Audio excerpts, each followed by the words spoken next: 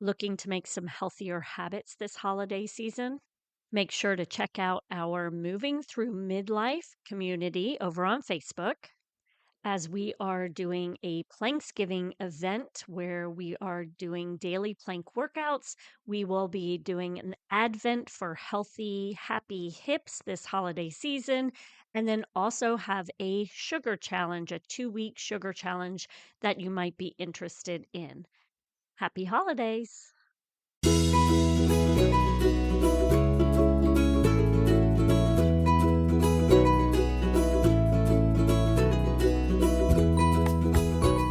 Welcome to Raising Healthy Humans, where you as a busy mom can come each week to find information on health and wellness for your family. Enjoy experts discussing tips to help raise children through each phase of life. Gather current information on nutrition and wellness, and listen to Courtney, a personal trainer, health coach, and founder of FormFit, a community where she helps busy moms move more. Here, she provides you with movement and posture tips while sharing information you need to help raise healthy humans.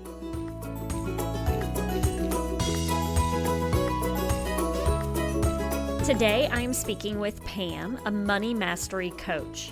She actually struggled with her own finances for years and made the decision one day that she was going to take control of her money. She is now here to speak with us about how we can start to have mastery over our own money, what is at the root of our money problems, and how we can teach our children about money so that they have a more positive relationship with it. I hope you enjoy.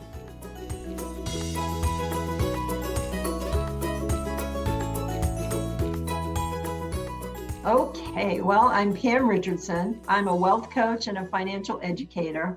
And I'd like to say it was a really easy access to become a money coach, but I'll be real honest with you, I was just a hot mess with money. And I have been since the age of 18.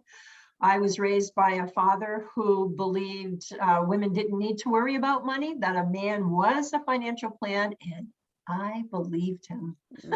So, between a man and my credit cards, I did quite well and never learned the basics. And it really was a struggle for decades. I just didn't let it be a struggle, but if you had looked at it closely, I was a hot mess. Okay. And about 7 years ago, someone that I love dearly told me that I was in their will and I would be getting a significant amount of money. And I knew right then, if there was ever a defining moment in my life, it was that day. And I knew I could not dishonor their money. Like I'd received other inheritances from my parents. My father died when I was 25, got $500,000 in out. So I knew that I couldn't dishonor their money like I had other people's, that I was in trouble and I needed help. And I didn't really know what that looked like. Okay. But I started researching and I'm in New Hampshire, and I ended up with a financial recovery counselor in California. She happened to be the founder of the financial recovery movement, and I worked with her. She also certified people to become money coaches. And through the process, it's not one and done. This is a lifetime process for me, I think. You can become certified with Karen, and I knew that who better to work with people with money problems than someone who had walked in their shoes. So I became a money coach. Dave Ramsey, master financial coach, he does not certify us, but I have been through his program, have been through Coaches Connection, and am currently in Karen McCall's financial recovery counseling. Yeah. Okay, so you weren't like an accountant or anything prior to this point. You were just struggling with money and realized you had to take control of this. Right. I'm well educated. I had an MBA coming into this. You would think an MBA, Masters of Business Administration, would know how income and outgo works. But I know, I just don't practice it. Right. Or didn't back then. And it took having this inheritance. Yes. Okay. Yeah. Or being told about it, that it was a possibility. They had to die first, right? Okay, right. And before this, you just spent money frivolously. Yeah, it Just didn't matter. Well, so what I learned in the coaching is that money, it's never, when you have a problem with money, it's never about the money, right? right, Like right. Karen McCall would say to me, you can never get enough of what you don't need. So my going to Talbot's and buying all my clothing, my going, you would upset me. And rather than deal with my emotions, I would go to the bookstore and I can spend hundreds of dollars in 1 hour. And for some people, they would be like, how can you spend this much money? Oh, it's easy. 5,000 in a weekend, not difficult. Okay, so I'm thinking here. So this was something emotionally within that you Oh, were yeah. dealing with? Oh, yeah. I think for a lot of us who have money problems, now, Uh-huh. don't get me wrong, not everybody is as significantly wounded as I was when it came to their money.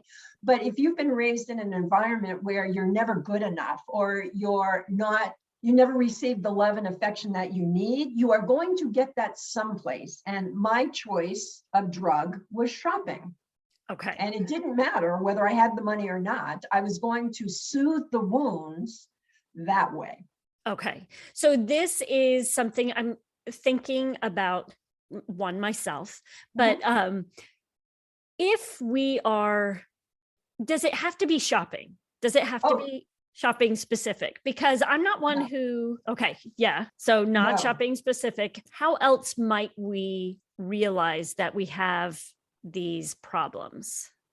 As far as money goes, Uh-huh. I mean, because we act out in other ways. We could be Right. a cutter, we could be a drug addict, Right, right. No, but in regards to money, if we're not one who to yeah, maybe go spend money frivolously right. on clothing and Oh things my like gosh. that, are there other little Oh, there signs? sure are. There Okay, sure are. And it's okay. what I would call subtle signs of sabotage, right? Uh-huh. You have the money sitting in the account, the bills come in, you don't pay them.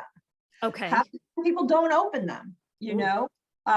So if you haven't set up automatic payment, you might have the best of intentions, but if the underlying theme of your life is I'm not good enough, or there's some other trauma there or some other thought process, we are going to create situations to make us stay in the way that we have always felt. So if you have been a little irresponsible, that's mhm. what your messaging was your entire life, you are going to find ways to keep being irresponsible, whether that's making purchases that you can't afford or Okay. that's not being timely in your mortgage payments. I know people who have the money, but just don't set up the systems to be able to be responsible with money. So that would be another form of acting out. You might not be purchasing things, you're just not acting in a responsible enough manner to manage your money well. Okay. Okay. So where would we need to start when it Mhm. comes to this mastering our money? Sure. Where do Yeah. we go? Well, I think the first place we always start when I'm working with my clients is awareness. You just have to get aware of what's going on. Like, do you know how much it sounds like a silly question, but do you know how much money you have coming in? Just because your HR department says they're paying you $82,000, that doesn't mean you're bringing in $82,000. You have to take out for taxes Right. and other things. So Right. do you even know how much is coming into the household? Are you aware of your expenses?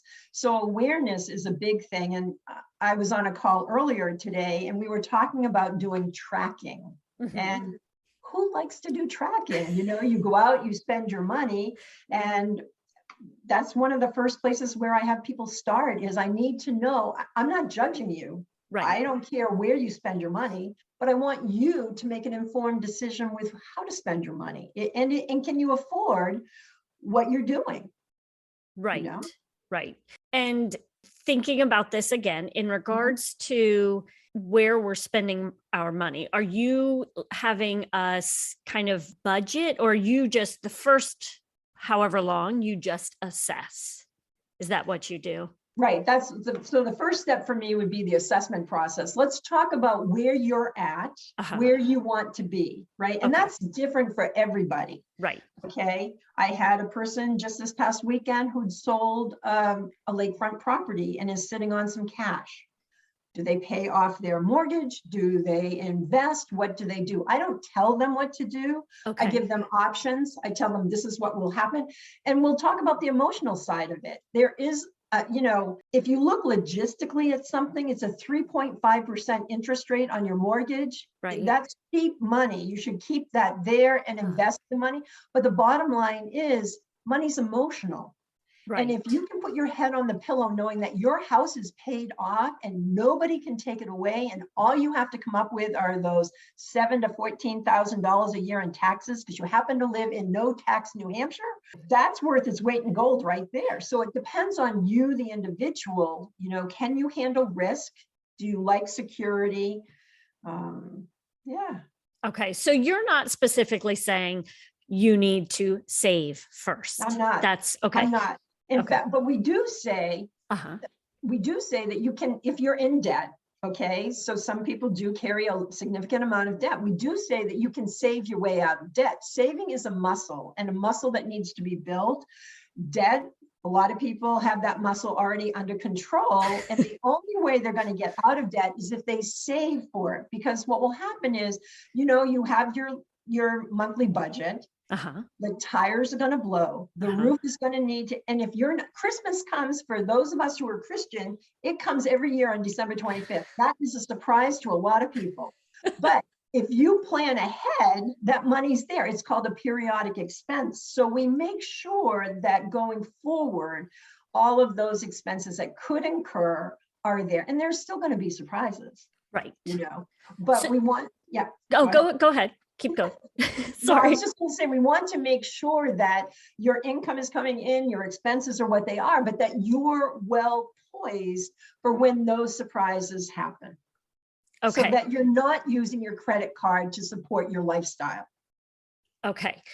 So if I'm thinking about, I have debt, I have a savings account, I have my monthly expenses, and a person who might get in the habit of, when something comes in, you always hear you should always have a savings account at this amount.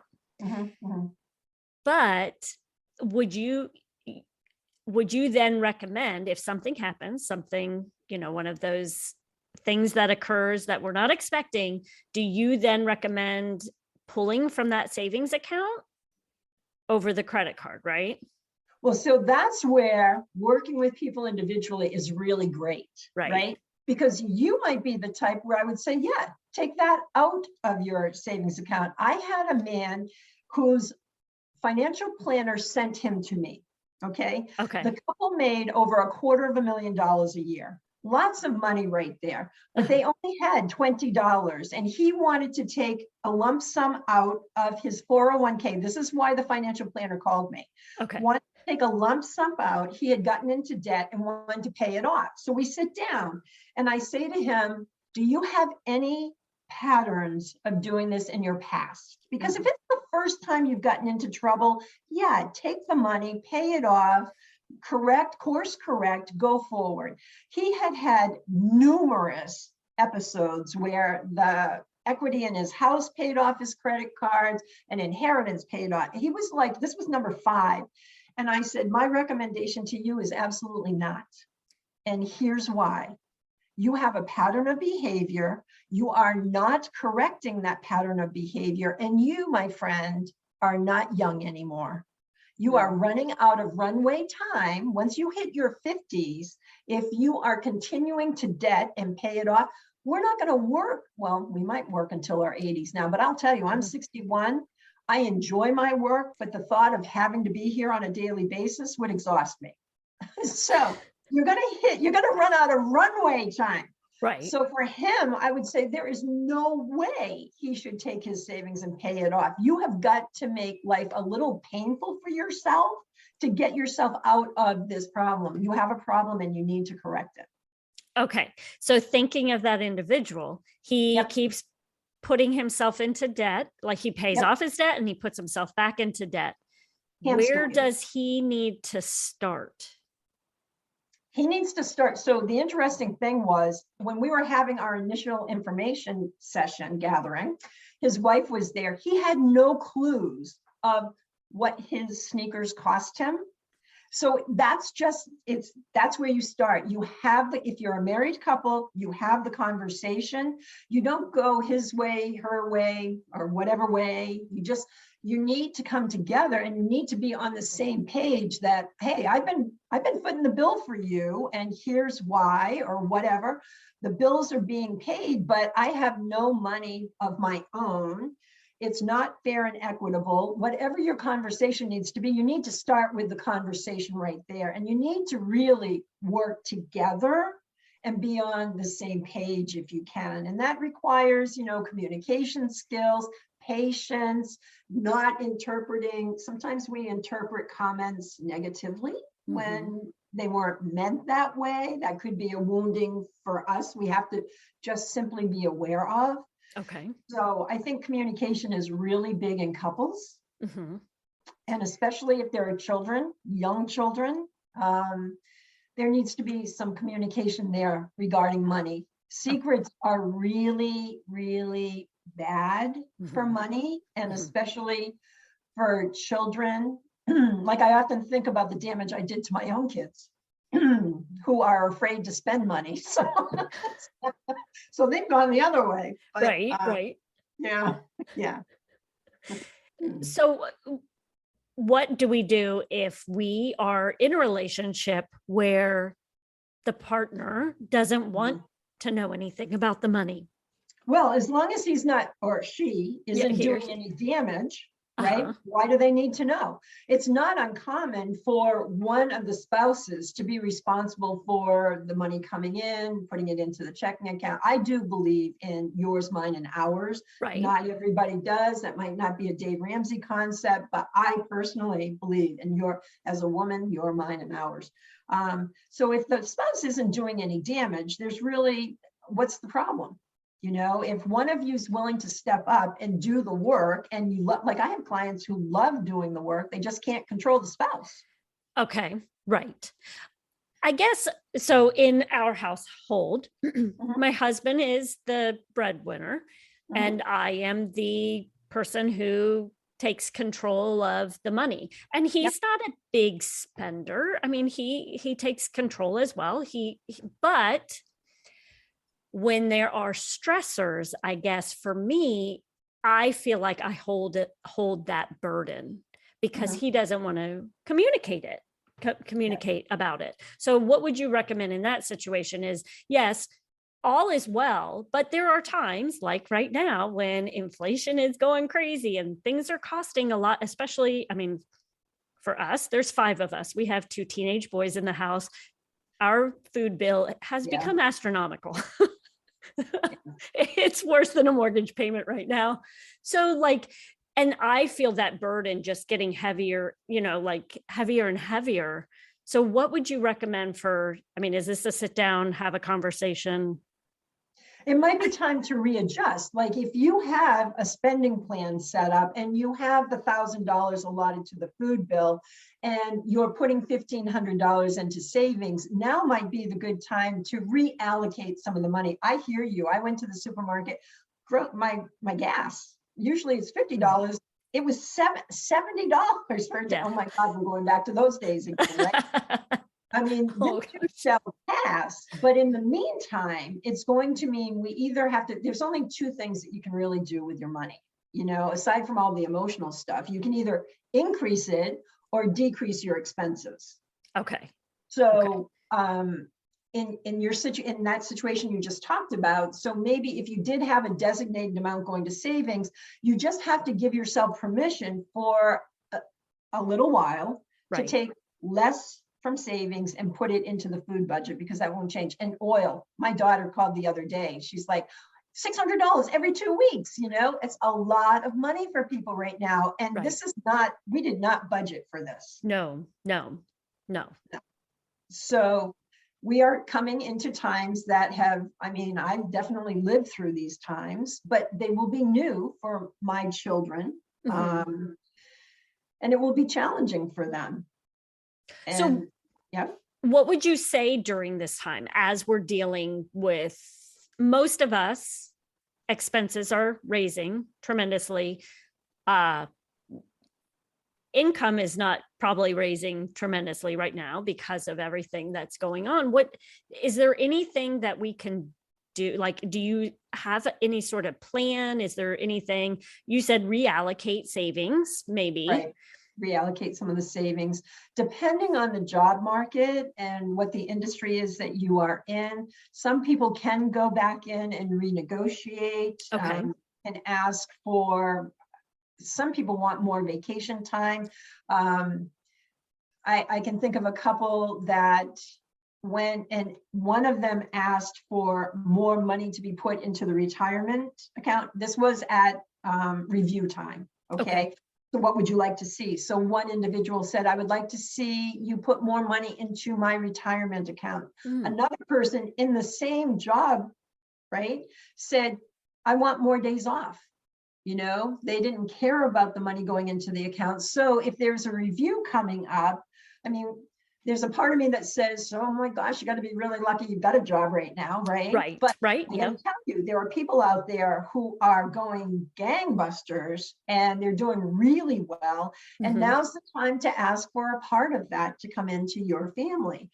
I hate to be trite, but the other thing is that you could look at side gigs, Right. you know? No, that's huge right now. I mean, especially with some of the side gigs that you can do with the like Instacart and things like that, where you can go out and shop for other individuals and drive for other individuals. And I mean, it really there's a huge opportunity for side gigs right now. And you have to think what you're comfortable with. So I was thinking about this earlier today. My neighbor up the road, I think they're going to drive me crazy because they brought in a tree clearer. Now we have to have 2 acres. It's a mandatory thing here in my town. You have to have 2 acres. So they clear cut 2 acres.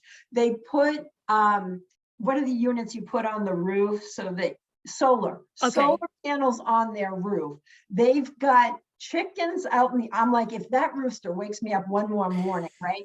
But like, I'm pitching a fit about it. They've also put their house out as Airbnb. Now I'm like dying here, right? Anytime a car drives by 90 miles an hour, I know where it's going. But my attitude towards it is, oh my God, stop, right? Like, chickens, really? I got to wake up to this? But my friend has a great attitude. He's like, Pam, they're trying to make a living. So Airbnb, put solar panels on, get chickens in your yard. Don't drive your neighbors crazy. But now another neighbor, we have a community email. So we email anybody interested in shoveling, because we're going to go to Florida. We're going to come to Florida. And if another storm comes through like the last one, we need those 12 inches of snow to be removed. So a neighbor has picked up a job. They're going to be coming and shoveling out our things. Dog walking, you know, I mean, it takes some creativity. And then I watch Shark Tank all the time. I mean, if you're really lucky, you'll come up with a great gizmo. Right. Get you up for millions. And as long as you deal with the millions, well, you'll be all set. But okay. So if we're thinking about our children as well, because we want to make sure that we are raising healthy children. And a lot of that, how we raise them, has to do with, or making sure that they're healthy is also money healthy.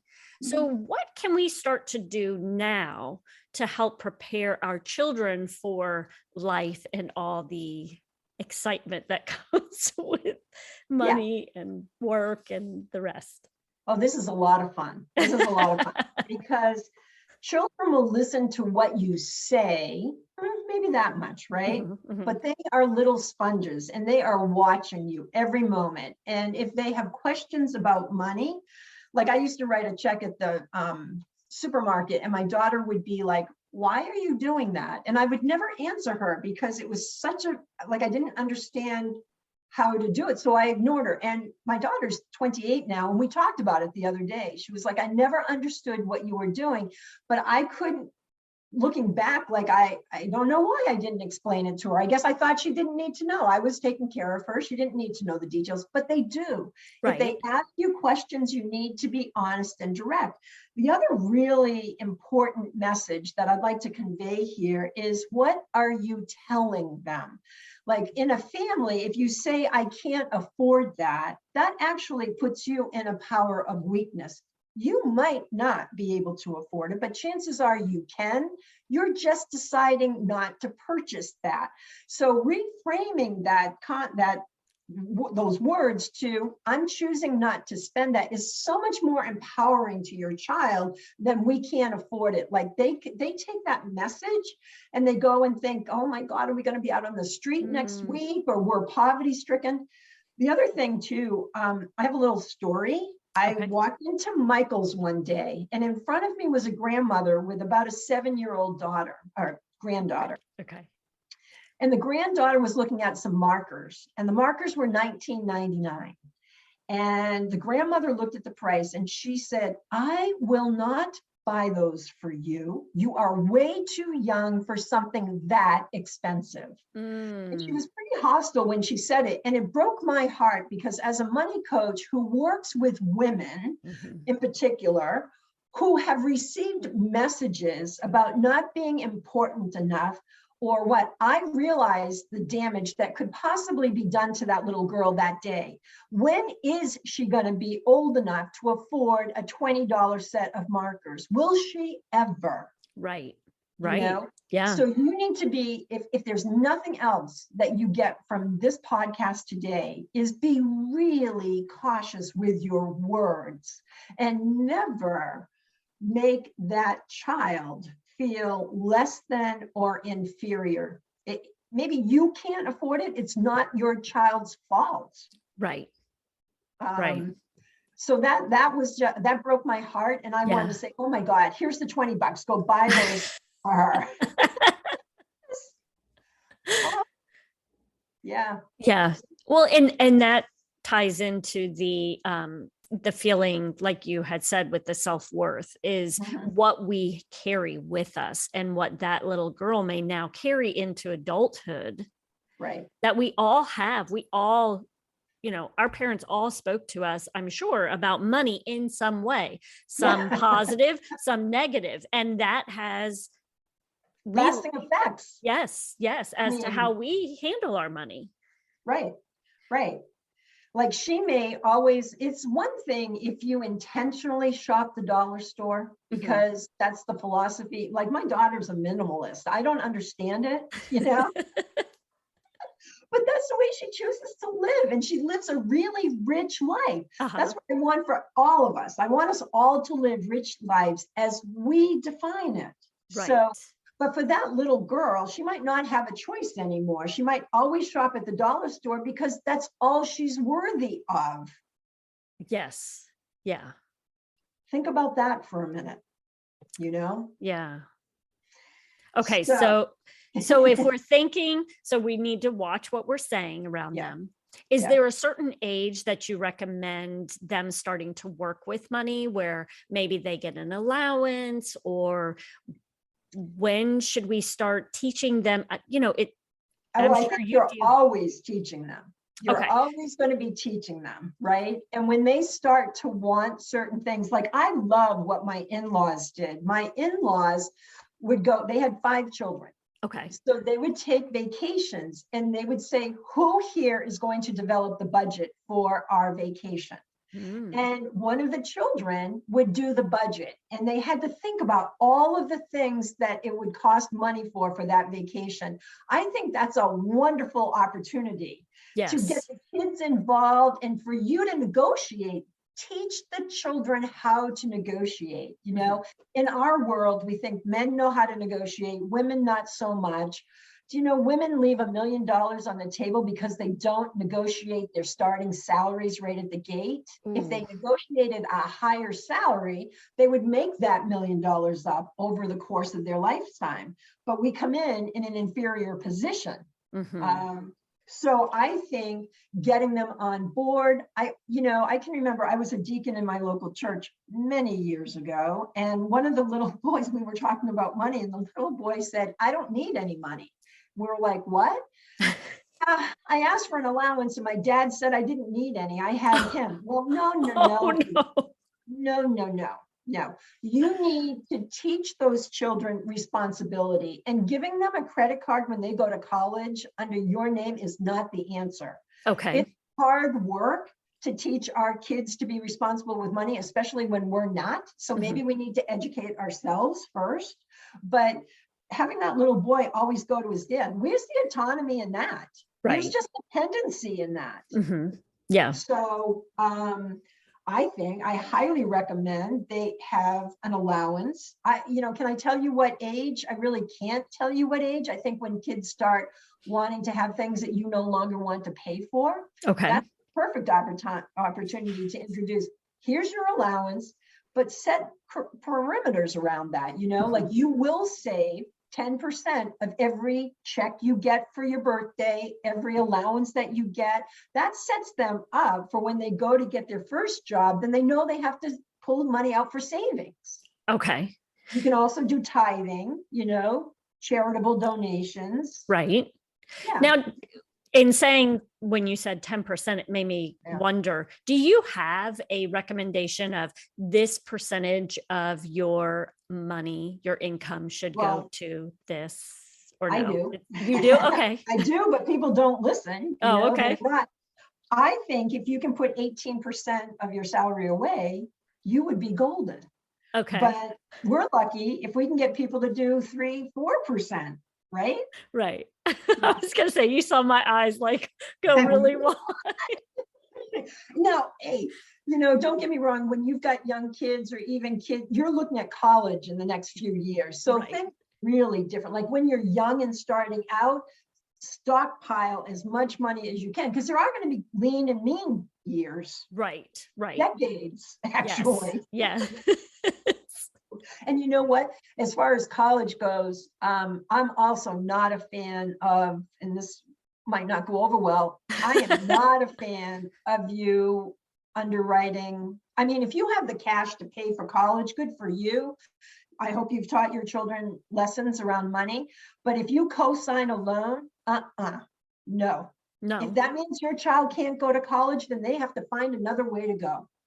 I can't tell you the number of women who are stuck with student loan payments that their children defaulted on. Oh my goodness. Okay. So when you're at the age of 60, 55, 60, that is not the time for you to realize, oh my God, I got to pay student loans for another 30 years. Right. Would you recommend that the child get a student loan? They have, when you look at it, like I'm not a fan of co-signing any loans. I'll give my children loans, but there's interest and the lawyer writes it up. Okay. And my children don't have loans with me. Right. But yeah, they have, when you think about it, an 18-year-old has the rest of their life. But if you're a 45-year-old mother and you co-sign, how many working years do you have left to pay off their? Now, you might have the best child in the world and they're not going to default on that until they do. Right. And life happens. Yeah. I was going to say, you never know what may occur, and it may not be what they would ever do. But, medical issues may come up. Right. Anything could come up where they would have to default. So, yeah. Okay. So going back to our children, you had mentioned don't get a credit card for your child and, just have it all coming to you where you pay the bill kind of thing. Well, no, what I meant was don't wait to educate your child until you give them the credit card to go to college. Okay. Oh, okay. Some people, I did do that. I did give my child a credit card under my name to help them establish their credit. Right. And so that if there were but there were criteria. She would call and she would ask before she used it. Don't just give them free reign. Right, right. Well, and I think it's important that they start to learn. That's one thing, I'm sure you deal with this frustration as well, is we're learning all these things in high school, and my kids keep asking me, like, when am I going to really use this? And I'm like, yeah, I'd never used that. And he even said, my oldest, he's like, when do I learn about like checks and balances of my bank account? Well, that depends on where he lives. There are only 17 states in the nation that require personal finance to graduate.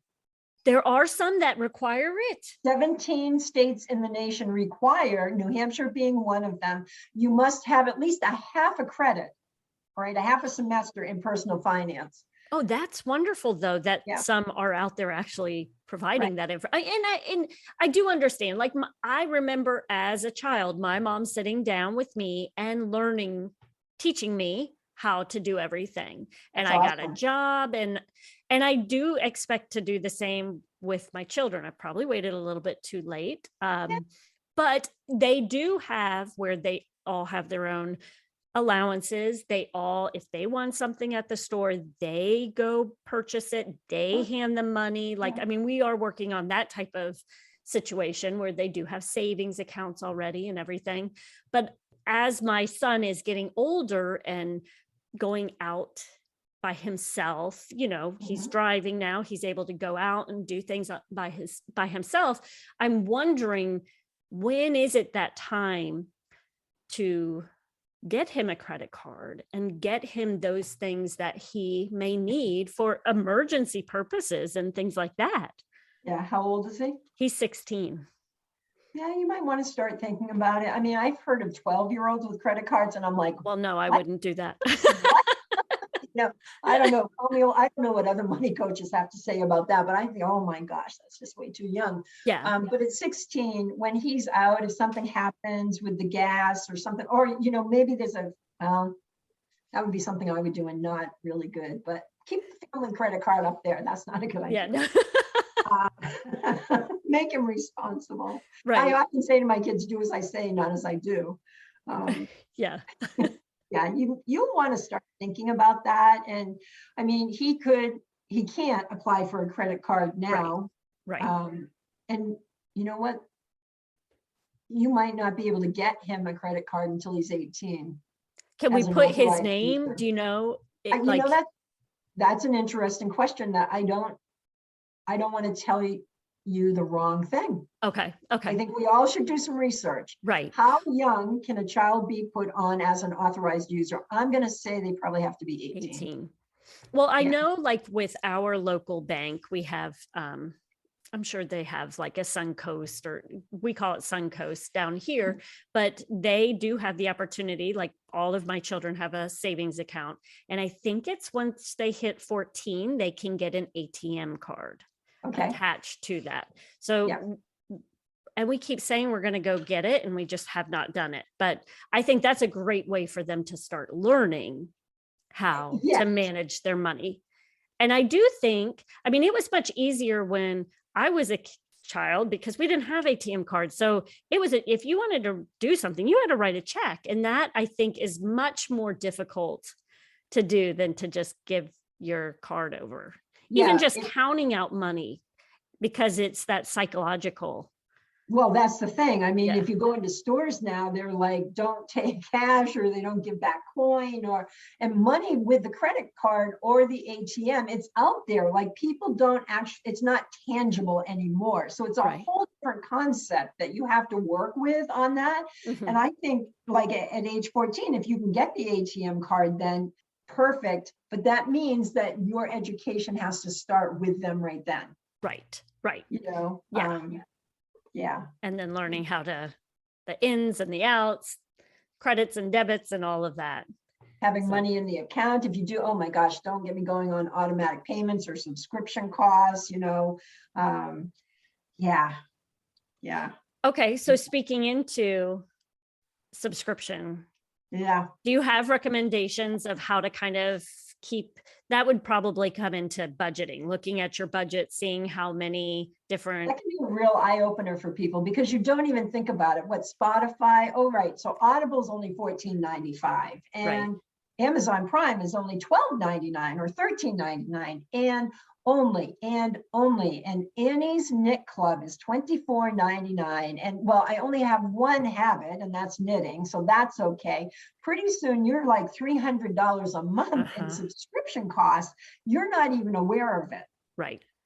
So that's something. Now, I feel like I'm talking out of both sides of my mouth here, because one of the things that I'm launching in February is a money membership where, pay monthly. where you pay monthly, absolutely. But I'm going to teach you to look at all the other subscriptions and make a good decision. Yes, but you're teaching us what we need to know. So that's exactly right. Stick with me. Okay, so let me know, how can we learn more about you? Where can we find you? You mentioned this monthly membership. Are there other things that you're able to offer us? Well, I think so much of my focus over the last 5 months has been this membership. I've always wanted to bring together women into a community where it was safe to be and ask the questions about money, because we're not taught it. And it can be embarrassing and shame-filled. We can feel humiliated that I'm 61, I should know this by now. And I don't care what your age is, let's just learn it, right? Even if you're in your 80s. So the membership, well, my business is Money Mastery with Pam. You're more than welcome to go on there. You should be able to sign up for what we call a discovery call if you just wanted to come in and talk for an hour and see if working with me is a good idea. The membership should also be out there. If you go moneymasterywithpam.com/academy, we're calling it the Abundance Academy. Okay. Because we are approaching money not just through the practical, tactical, but we'll be doing it with mindset, emotional issues, going into the woo just a little bit, Okay. Yeah. And that won't launch until February 22nd, but you can get on the wait list right now. Okay. Perfect. And is there anything else that you feel that our listeners should know in regards to money or children with money?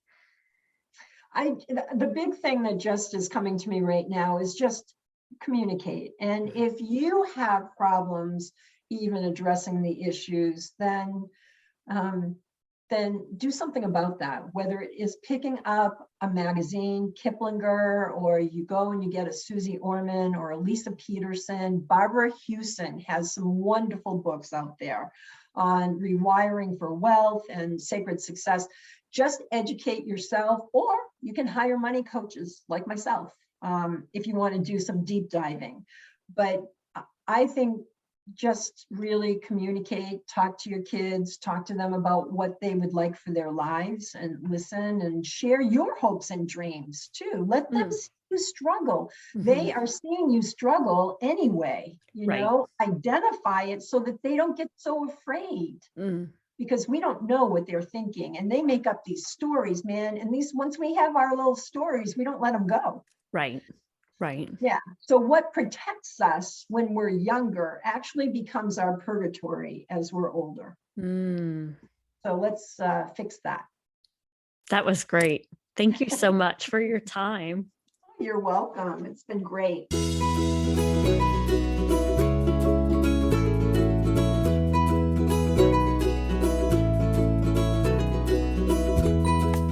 Thank you so much for taking time out of your day to listen to my conversation with Pam. I hope that it provided you some valuable information that you can take and start to work in your own household so that you may be more aware of your own finances. If you are one who struggles with money, I encourage you to look into her program. It is called the Abundance Academy, and I will have a link in the show notes for you. This is where each month she's going to be covering a different topic with actionable steps that you can take in your own house to help you start taking control of your money situation. I found the information that she provided me valuable, and I really want to encourage you to take a look at this academy, as I think it could be so helpful for many of you in your own lives.